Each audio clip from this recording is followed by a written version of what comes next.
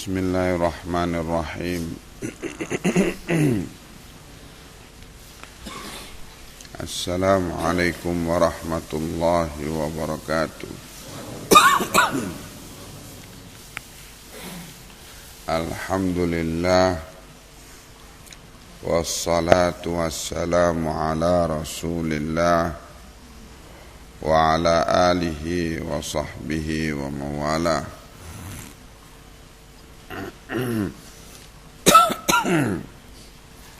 Ikhwani fid din, a'azzakumullah. Nampaknya azab Allah sedang berkeliling di Sumatera dan sekitarnya. Kita tidak tahu di Pulau Jawa kapan dapat giliran, dan kita tidak tahu di Pulau Kalimantan atau Sulawesi, tidak tahu kapan dapat giliran. Tetapi kita sebagai thulabul ilm mengerti bahwa sebab datangnya azab itu adalah karena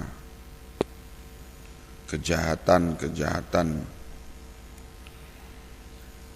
yang dilakukan oleh manusia. Kemusyrikan sebagai kejahatan yang paling dahsyat. Kemudian kebid'ahan sebagai kejahatan yang berikutnya, kemaksiatan kepada Allah dalam bentuk kabair, dosa-dosa besar, susul menyusul perbuatan demi perbuatan sedang dipukul oleh Allah dengan azab di mana-mana.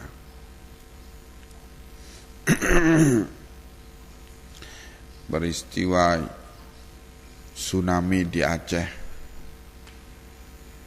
baru 100 hari berlangsung, 100 hari yang lalu, atau mungkin belum sampai 100 hari sudah datang peristiwa yang terjadi di Pulau Nias dan pulau-pulau sekitarnya, Pulau Simelwe, dan juga di pulau-pulau sekitarnya. Gempa bumi tektonik yang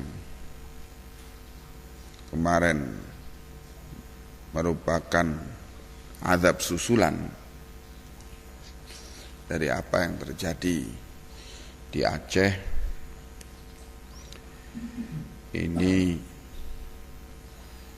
adalah sebagai peringatan berikutnya.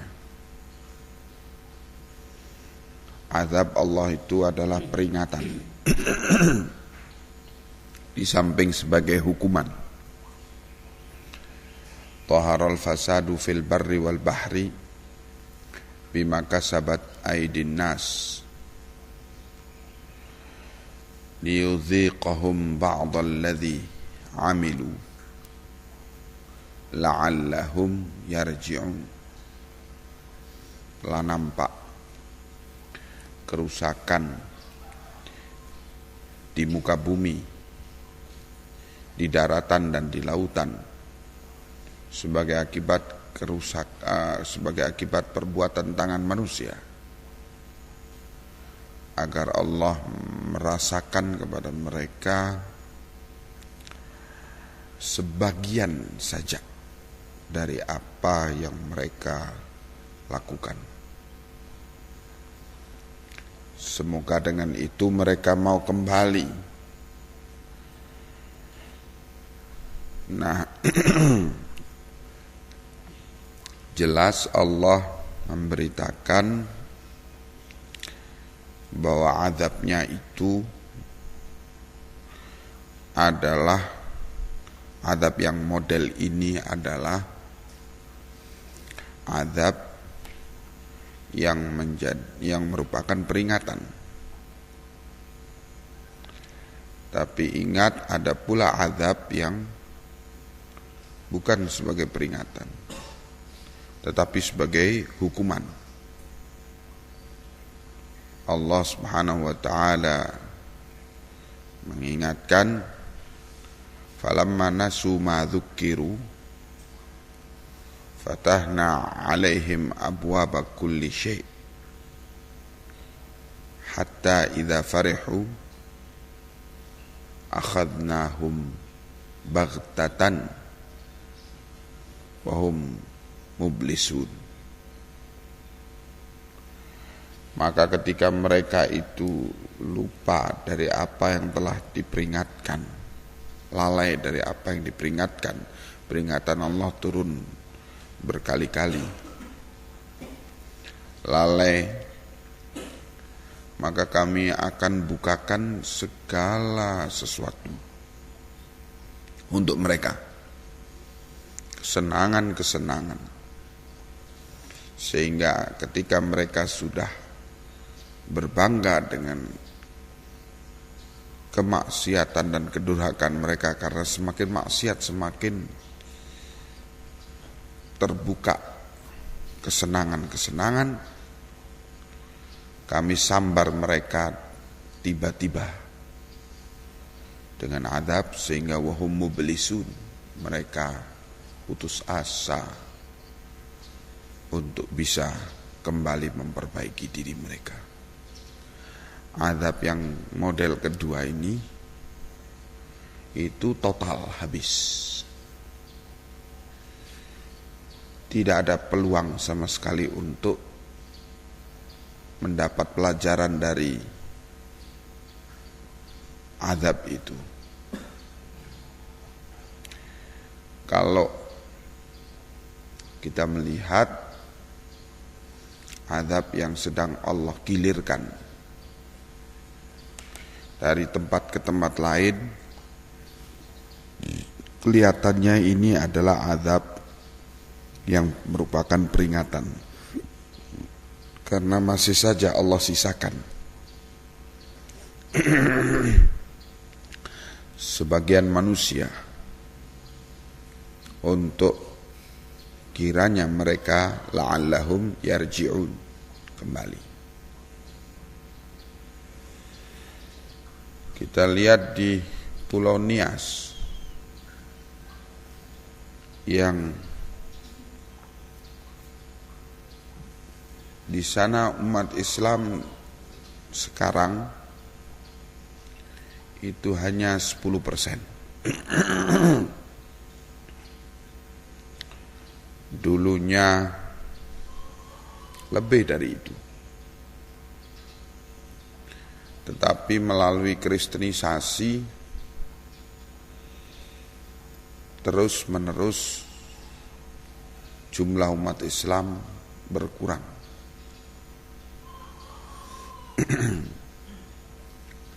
Ada dulunya kurang lebih 12 desa Muslim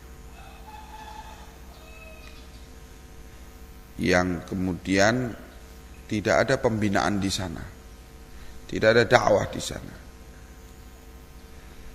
Dalam tempo enggak lama, hitungan tahun, 12 desa ini total menjadi 100% desa-desa Nasoro.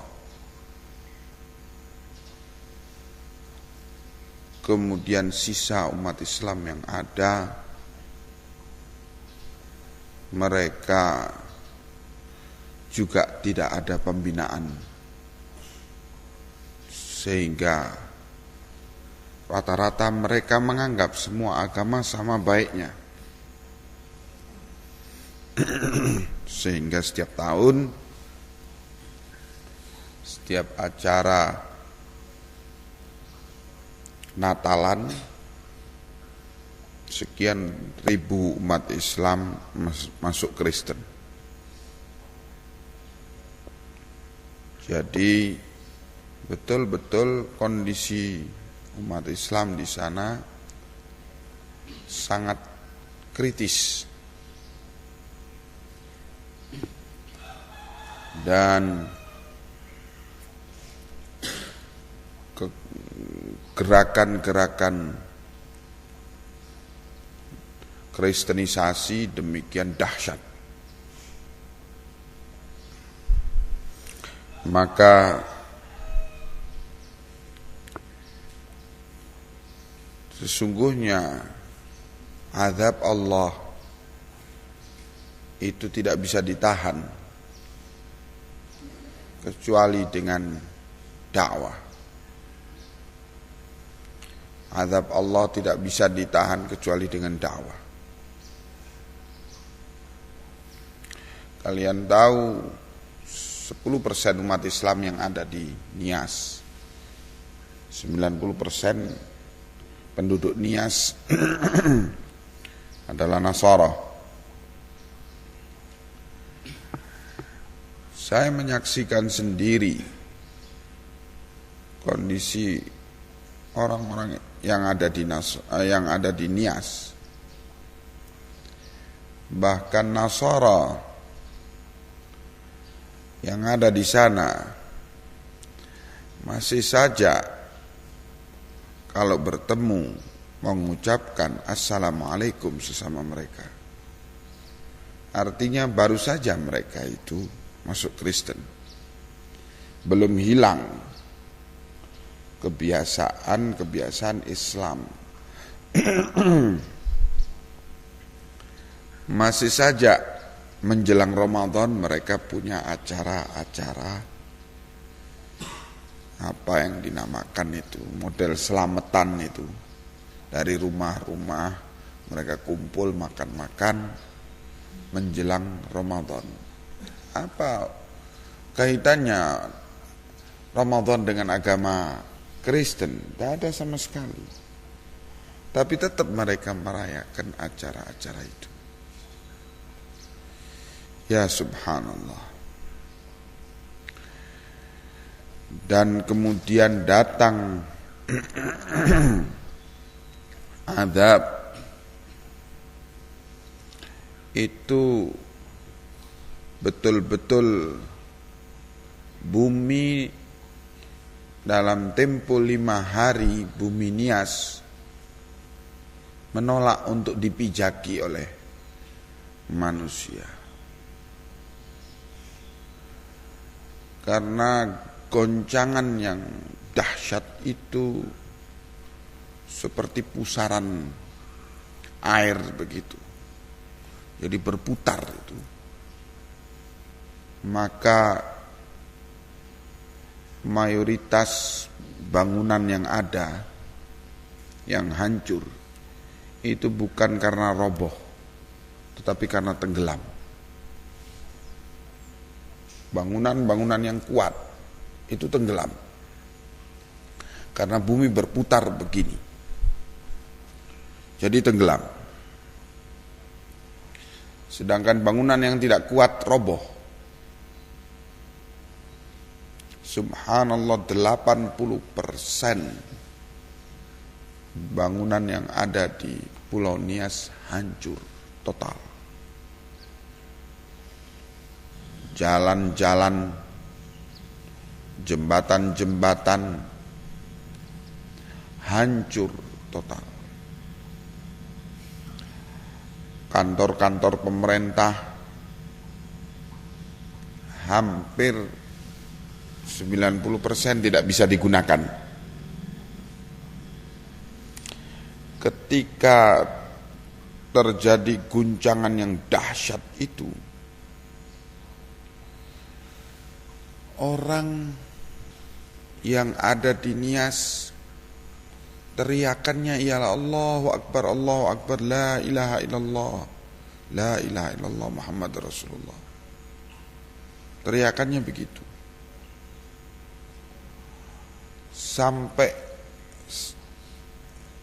gereja yang di seberang tempat saya menginap, itu berlarian dari gereja itu keluar orang-orang laki dan perempuan pada teriak-teriak Allahu Akbar, la ilaha illallah, Muhammad Rasulullah. Artinya muslimin mereka asalnya. Kemudian mereka rame-rame pindah agama. Dalam tempo bukan 20 tahun, 30 tahun, bukan. Dalam tempo cuman setahun 2 tahun mereka rame-rame pindah agama. Ketika datang azab, masa di gereja ada azan? Karena kepercayaan bahwa kalau ada gempa itu diatasi dengan azan. Di gereja ada azan. Subhanallah. Menunjukkan mereka baru saja masuk Kristen. Baru saja mereka menjadi jemaat gereja. Inna lillahi wa inna ilaihi raji'un. Mayat-mayat yang dikeluarkan dari reruntuhan itu, banyak dari mayat-mayat itu dilarikan oleh penduduk ke masjid untuk minta diselenggarakan secara Islam. Yang terpaksa kita tolak karena mereka mati dalam keadaan Nasara. Dilarikan ke masjid Jami', diterima oleh imam masjidnya. Akhirnya kita usir mereka. Kalian bawa pulang mayat-mayat ini atau kami buang ke sampah. Karena mereka karena ini sebagai pendidikan bagi kaum muslimin yang menyaksikan peristiwa itu, bahwa pindah agama itu bukan sesuatu yang enteng.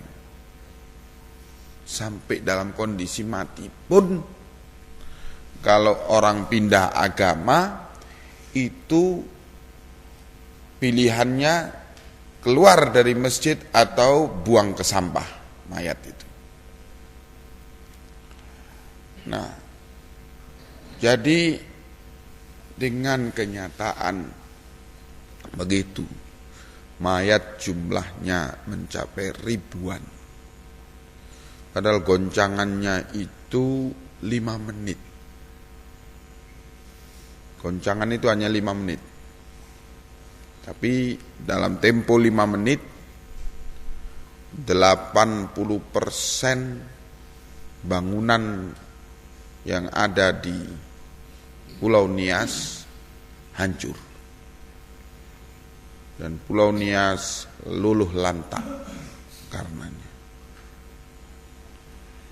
Kematian mencapai ribuan, dan sampai hari ini pun ketika kita bicara di sini, banyak mayat yang masih belum bisa diambil dari bangunan-bangunan. Sampai di sana ada seorang tokoh Kristenisasi Cina, adalah orang terkaya di Pulau Nias. Orang ini donatur paling besar untuk kristenisasi. Dia membangun komplek perumahan untuk dirinya dan keluarganya, perumahan mewah di kota Gunung Sitoli. Itu kurang lebih yang tinggal di komplek itu anak istrinya dan cucunya dan pembantunya 20-30 orang. Komplek bangunan itu semuanya bukan hancur tapi tenggelam ke dalam tanah. Terkubur sama sekali dan tidak ada satu ekor pun dari mereka yang selamat. Hancur semuanya. Jadi ikhwanna fiddin azakumullah, dengan kenyataan yang seperti itu, maka sungguh ini menjadi tantangan bagi kita untuk memperjuangkan keselamatan umat ini dengan dakwah. Karena tanpa dakwah terus akan digilir daerah demi daerah, pulau demi pulau dengan azab ini yang subhanallah, bangunan indah-indah hancur dalam tempo hitungan menit, bukan hitungan jam, dan semua itu baru diketahui tidak ada gunanya. Nah, kita kesempatan untuk mewakafkan hidup kita untuk dakwah ini. Kita belajar untuk kita menyelamatkan umat kita dari kekafiran, kemusyrikan, kebid'ahan, kemaksiatan, dan berbagai bentuk kejahatan-kejahatan. Sebab Allah Subhanahu wa taala menyatakan, "Lau amana ahlul qura wattaqau la fatahna 'alaihim abwabas sama' abwaba minas sama' wal ard la fatahna 'alaihim barakatim minas sama'i wal ardi." Seandainya penduduk suatu negeri itu beriman dan bertakwa, niscaya kami akan membukakan pintu-pintu barokah dari langit dan dari bumi. Jadi tantangan bagi kita dengan keadaan kenyataan seperti ini, kita bangkitkan ketakwaan, keimanan negeri-negeri yang ada. Jadi ikhwanna fiddin azakumullah, sekarang adanya negeri-negeri, wilayah-wilayah yang mayoritas Islam, tapi mayoritas mereka dalam keadaan tenggelam pada kemusyrikan dan kebid'ahan. Ada pula daerah-daerah yang umat Islamnya terancam pindah agama, menjadi kafir, seperti di Pulau Nias dan wilayah-wilayah di Tapanuli Utara.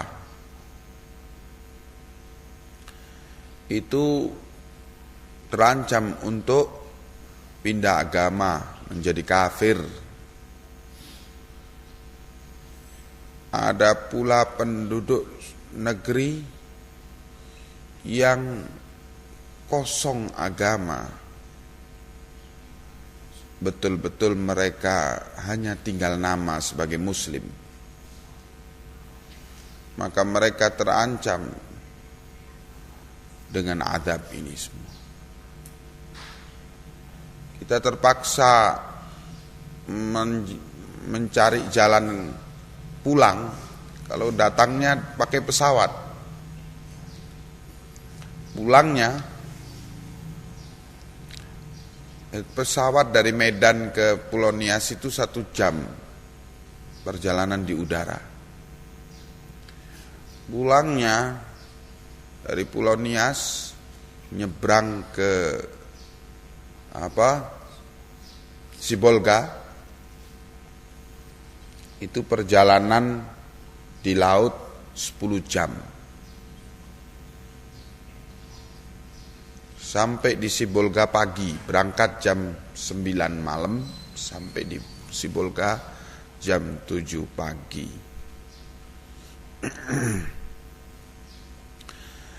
Dari Sibolga kita melakukan perjalanan darat ke Medan dari jam 8 pagi. Kita berangkat sampai di Medan jam 5 sore. Kita dalam sepanjang perjalanan melalui wilayah Tapanuli Utara. Na'udzubillah, sepanjang jalan desa demi desa yang ada ialah desa-desa Kristen. Yang di sana kita dapati masjid-masjid tua, sebagiannya sudah roboh karena tua, sebagiannya masih berdiri, tapi tidak ada yang sholat padanya karena sekitar masjid itu sudah 100% Nasoro. Nah, jadi subhanallah, tantangan sekali lagi untuk kita semakin kuat belajar, mewakafkan waktu dan hidup kita untuk Allah, untuk kita belajar agamanya, untuk kita berdakwah dengannya, menyelamatkan umat ini dari kehancuran dunia dan akhirat. Ini sangat menuntut kita untuk itu. Karena itu gunakan kesempatan kalian tinggal di sini untuk belajar, untuk memfokuskan waktu-waktu guna belajar, nanti kemudian setelah itu menjadi dai ilallah, untuk menyelamatkan umat dari ancaman azab Allah. Peluang untuk dakwah sangat terbuka lebar. Tetapi untuk dakwah itu kita harus membekali diri dengan ilmu.